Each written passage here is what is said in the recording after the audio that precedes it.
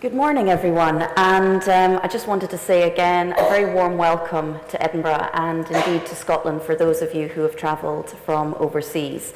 So yes, as Sally said, I head up the Scottish Government's Marketing and Insight Unit, where we work to create the next best practice in social marketing, where we try to challenge conventional thinking and trial new approaches. So today, with my good colleague Nicci Motiang, we are going to talk to you about how we put citizens at the heart of social marketing. The Marketing and Insight Unit exists to help deliver the Scottish Government's national outcomes, improving the lives and, in some cases, saving the lives of the people of Scotland.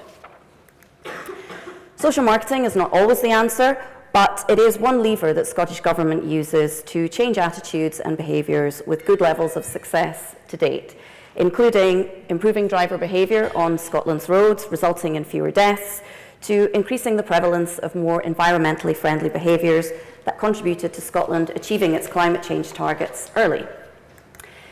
In the 20 minutes that Nicci and I have, we are quite limited about the detail that we can go into about our work. However, I think around half of the Marketing and Insight Unit are actually here at the conference today and tomorrow.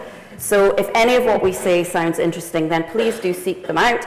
Please do attend one of their workshops where there'll be more time to ask questions and look at the detail of the research, segmentation, and evaluation. So, just to say very quickly, we base our work on evidence. And to do that, we follow our own model. And this is a model that we developed ourselves, and we call it SUST. So we scope, we undertake extensive research, we always segment our audiences, we develop smart objectives, we develop strategy rooted in insight, we test bold creative ideas with our audiences, and we conduct robust evaluation. Our marketing teams work hand in hand with our own in-house strategy and insight team throughout this process, and we also are very fortunate to work in partnership with a range of very talented agencies that are based in Scotland, and a number of them are here today also presenting a number of workshops. Good morning. So like many social marketing professionals, we spend time understanding barriers to behaviour change and learning from these, such as fear, the finding that actually bad habits, people say that they work for them in some cases, as coping strategies, for example, when we think of some risk behaviours. Also time, for so many of us, a barrier to behaviour change. But I think if we stop there, it's not enough. It's vital to understand barriers, but we also need to understand the flip side. What can drive behaviour change? As Professor Dan Ariely says, and a few of us were lucky enough to see him at a cross-government behaviour conference earlier this year, we need to spend time looking at the fuel as well as the friction costs.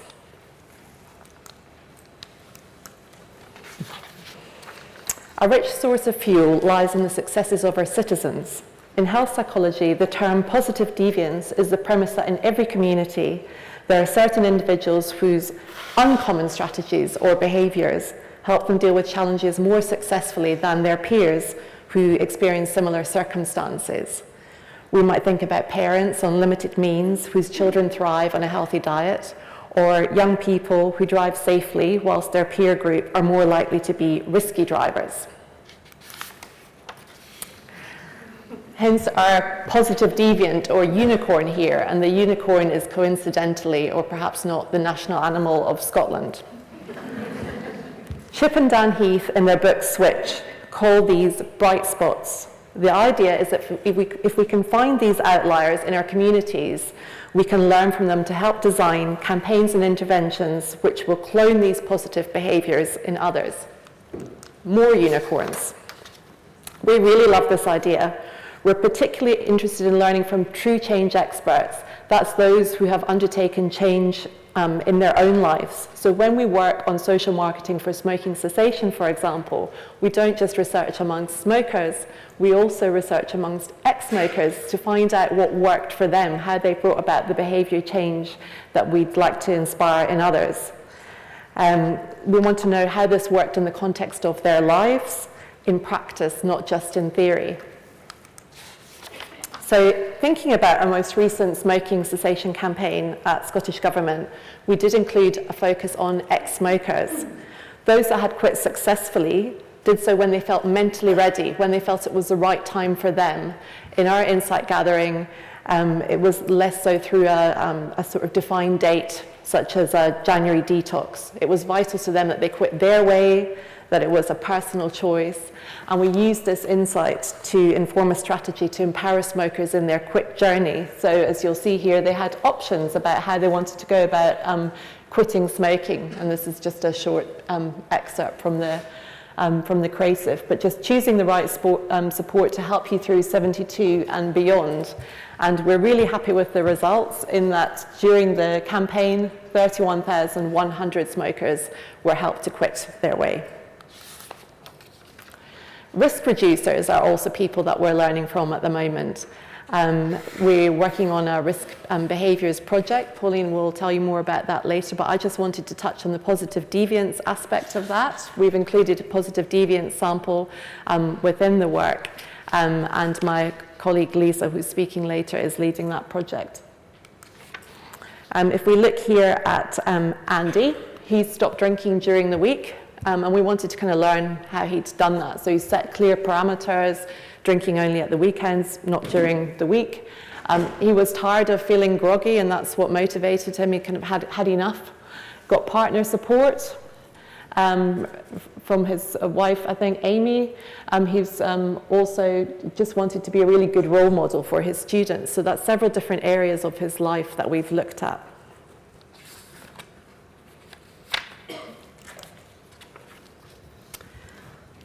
Okay, so in our successful Parent Club initiative, we've learned from parents who show positive deviance, such as those who've worked their way around weaning or found new hacks to tackle other parenting challenges. It's a citizen-centric approach with peer-to-peer at the heart. We looked at parents as a target audience, concerned that we were bombarding or confusing them with many different campaigns that were coming at them from the public sector. With budget cuts, we also had concerns that the existing siloed approach was unsustainable. So at the beginning of 1 year, we mapped out all of the campaigns that we were planning to run that would be aimed at parents. 11 campaigns. So yes, that's quite a few campaigns, but it's also a lot of big behaviour changes that we would have been trying to tackle at the same time. Now, for anyone who was at the UK Social Marketing Conference, please forgive me for repeating this next scenario, but can we for a moment imagine Shirley? She lives in an area of deprivation in Scotland, and she is a mother of 3 children. And in 1 year, we'd have been trying to get her to breastfeed her new baby, increase physical activity of her 5-year-old, not drink in front of her kids, smoke outside when she wants a cigarette, give her kids flu vaccinations, increase the amount she interacts with her children by playing, talking, reading more with the younger ones, and to read, write, count more with the older ones, to enrol her middle child in nursery, to improve her driver behaviour when in front of her kids, to take action to protect her kids against child sexual exploitation, to give her kids more healthier meals and snacks, to sit down as a family and eat more meals together, and for her to lead by example. So, many of these are big asks, big changes to the way of life, but that's not all. There are another 23 campaigns that would have been coming at her that have parents as part of their audience makeup. And then there would have been the wider public sector in Scotland, who all have a range of campaigns that target parents. We'd all been running competing interventions, so thankfully we decided not to do this, because we thought there must be a better way. And this is where we began to develop a new, single, joined-up social marketing strategy for parents in Scotland, based around their needs and not the needs of the public sector. So we kicked off with extensive research, both desk and primary, and we developed a segmentation for parents across a wide range of behaviours, from prenatal nutrition to secondhand smoke. We listened. We listened to parents in focus groups, user testing in homes, parent panels with our agency partners to find out what information parents wanted, what interested them the most. And co-creation was central to developing this citizen-centric strategy. And this helped us uncover a significant insight that would forever change the way that we spoke to parents. What we found was that the lower socioeconomic groups have a short-term outlook, and this is key, because this tells us that any messages that focus on futuristic benefits are not going to work for this audience in Scotland.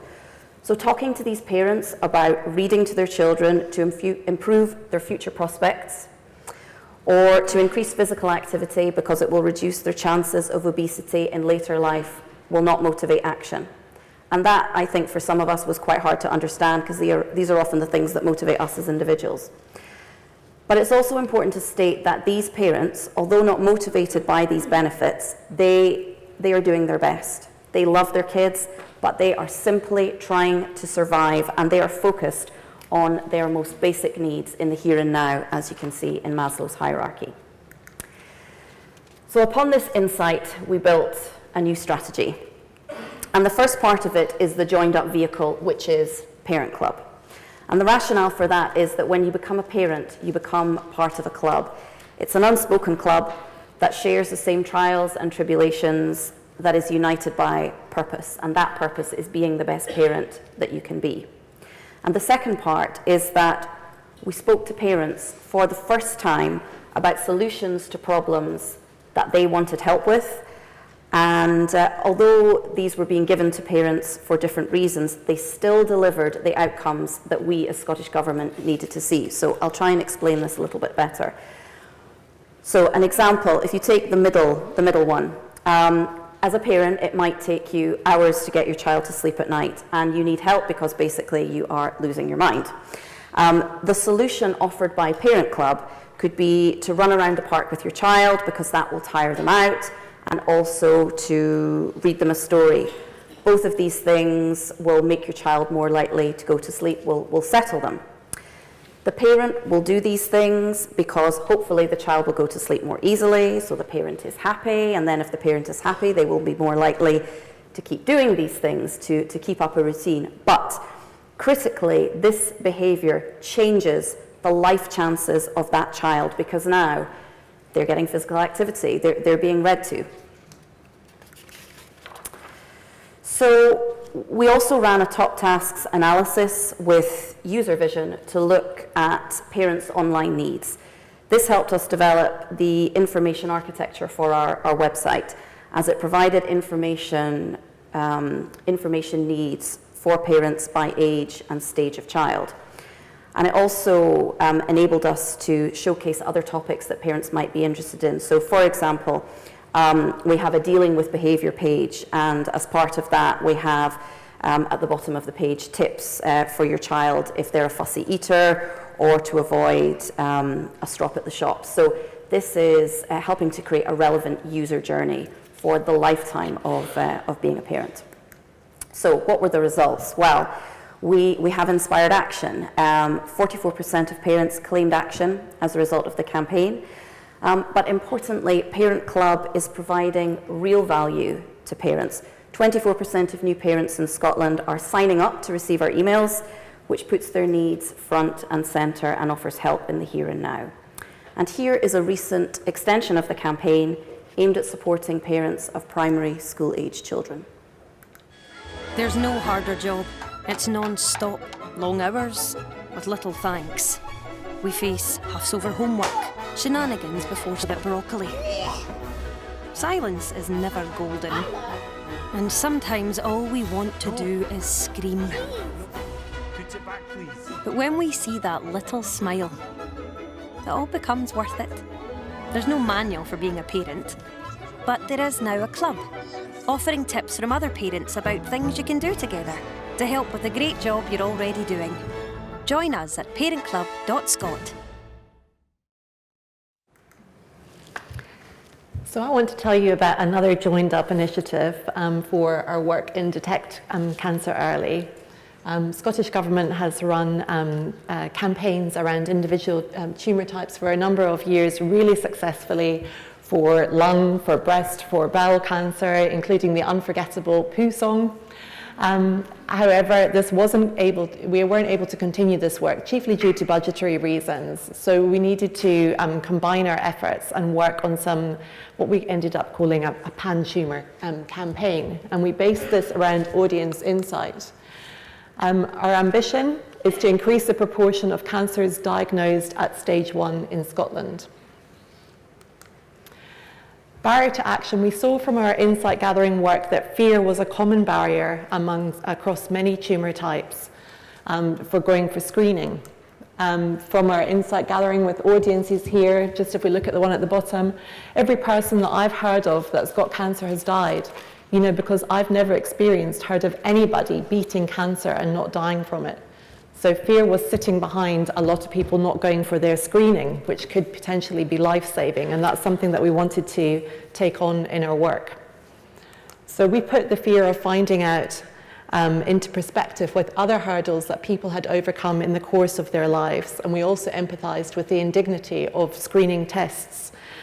We developed a pan-tumour campaign to address the common barriers across all cancers, and I'd like to show you the work. We are survivors. We've survived paddling in the North Sea. Endless years of terrible Hogmanay shows. Rain that would have scared Noah. We've even survived watching Scotland play football. And if we can survive all that, we can survive popping a poo in the post. The dreaded squish. A finger up the Ochtanmachty. if we can survive all that, we can survive cancer.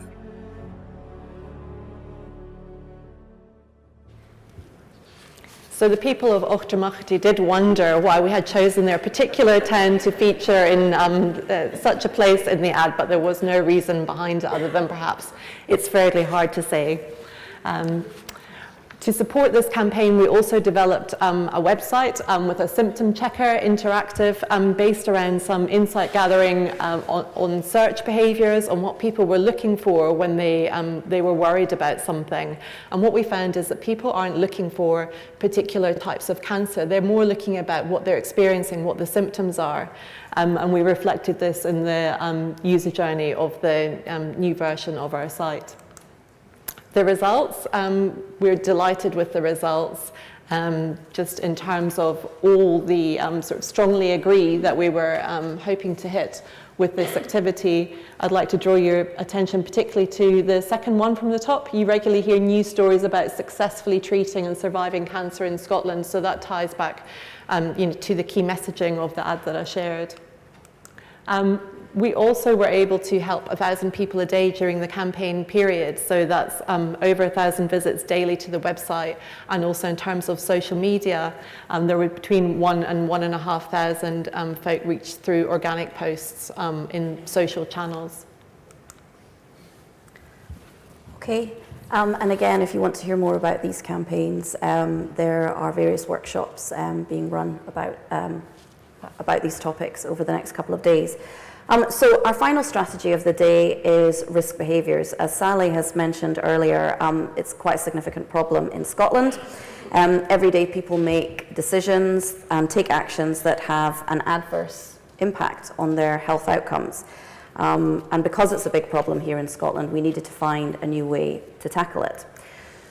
So we were thinking, well, could we influence motivations and intentions to change multiple risk behaviours? But rather than develop individual sticking plaster campaigns, we thought, was there an opportunity to look at and to try and address the underlying cause of the prevalence of these risk behaviours, and again, to develop a more needs-based and citizen-centric approach, staying away once again from promoting those futuristic benefits that we know don't particularly motivate the lower socioeconomic groups in Scotland, but to develop a strategy that would deal with those issues in the here and now, but would deliver long-term benefits and change. So why are people doing these behaviours? Well, it isn't always because they don't know that things are bad for them. Sometimes they do know, and they still do it. And that is, of course, because there is a payoff. So, for example, people using a cigarette as a support product for some other behaviour that they have to do, potentially like tidying up the house after a very busy and stressful day, or perhaps too much beer to cope with conflict at work. So no surprise that a common barrier across all of these behaviours is compromised well-being and mental health. So the approach needed must be one that works to improve mental health and well-being first and foremost, to then enable the reduction of these risk behaviours in the long term. After extensive research that proved our hypothesis, we are currently developing this new strategy. And it's a strategy based on citizens' needs for help and support to improve their well-being and their mental health in the here and now, to reduce participation in risk behaviours in the long term. And we'll be very excited to share these findings and the result of the campaign with you, hopefully next year. We are running a pilot campaign to test this approach in October. So, Nicci and I would like to leave you with 3 key takeouts from this session. Number 1 is learn from audiences. Consider co-creation, citizen panels, and learning from those in your audience who have undertaken change in their lives already. Look for the bright spots, as Nicci says, and clone them. Number 2, if you start with citizens' needs, interests ahead of your organisation's wish list, you can increase your chances of being relevant and effective. And our work has shown us that we have been able to do that. And thirdly, joining up initiatives, for whatever the reason, if built on audience insight, can be a more effective way of working and can deliver more effective results. And we have one final thing to leave you with, a film that was created as part of a campaign to improve attitudes in Scotland around inclusivity and tolerance. Us v them v us, gadgies versus biddies, outies versus innies. I tell you, I've had it with the V's. So please, please, please, geese, peace. I mean, we all take pride in our side, but you can love a contest without saying, who's best and sod the rest. That's not Scotland. It's not our way to say, hey, you here to stay. Because we all stay here. And people come here to work, to play, to live, to laugh, to share, to love, to be one of us. That's some compliment. But no big heats, just wee deeds, is all it takes to show that Scotland's not for standing still, it's for standing up. Standing up for those who'd call this land their home, standing up for those we're proud to call our own. And yeah, there'll be bumps along the road, but now is not the time for cowering. Now is Scotland's time for powering, because in Scotland there's no V, there's just you, me and we. And we are Scotland. Thank you very much.